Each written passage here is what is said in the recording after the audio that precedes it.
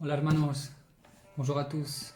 Alors me voici avec une nouvelle coupe de cheveux, avec le peu qui me reste. Je voulais aujourd'hui vous faire une courte vidéo pour vous encourager en cette période critique, en cette période particulière que nous vivons avec ce Covid-19, coronavirus. Et je voudrais vous encourager toutes et tous à ne pas perdre la foi, à garder courage, à ne pas céder à la panique. Je voudrais vous encourager à profiter de ces instants, de ces moments critiques pour vous rapprocher de Dieu, pour passer plus de temps avec lui, dans la louange, la prière, écouter des prédications, lisez la parole, écoutez la parole. Ne vous endormez pas spirituellement. Ne faites pas comme les apôtres lorsque Jésus priait et qu'il est revenu vers eux 3 fois et qu'il dormait à chaque fois qu'il revenait vers eux. Ne nous endormons pas, frères et sœurs.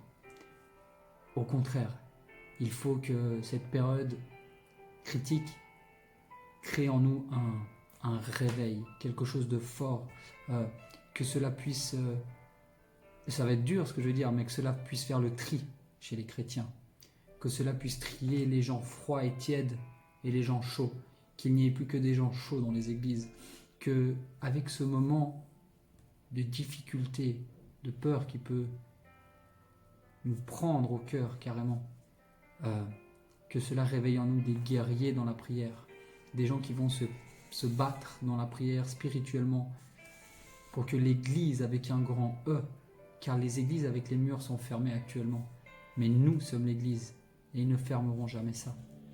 L'église avec un grand E doit se réveiller, doit se lever puissamment pour inonder le monde de l'amour de Christ. La Bible nous dit dans 1 Thessaloniciens 5, à partir du verset 16, « Soyez toujours heureux, priez sans cesse, rendez grâce en toutes choses, car c'est à votre égard la volonté de Dieu en Jésus-Christ. » Priez sans cesse, dans les difficultés, dans la joie, peu importe les circonstances, prions, prions sans cesse. Rendez grâce en toutes choses, en toutes choses. C'est-à-dire que même quand les choses qui nous environnent paraissent être négatives, rendons grâce à Dieu. Rendons-lui grâce.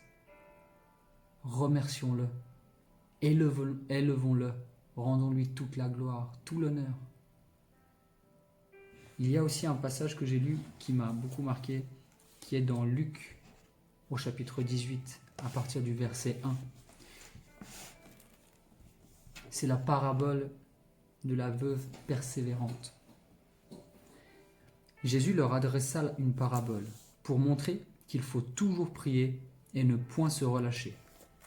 Ne point se relâcher, ne nous relâchons pas, frères et sœurs. Il dit, il y avait, dans une ville, un juge qui ne craignait point Dieu et qui n'avait d'égard pour personne.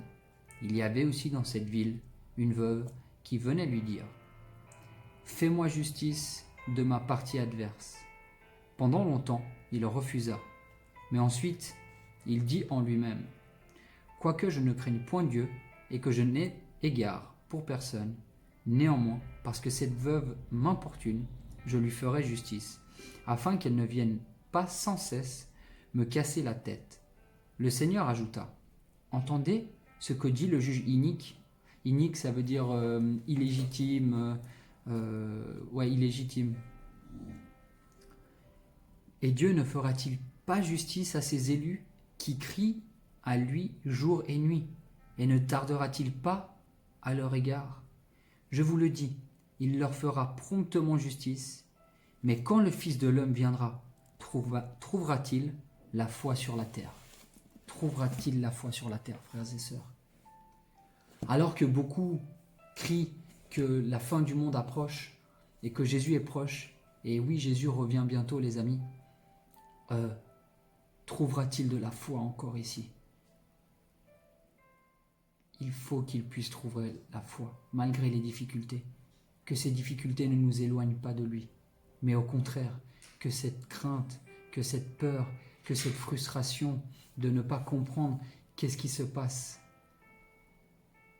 puisse nous donner plus de soif. Que la frustration puisse se transformer en force.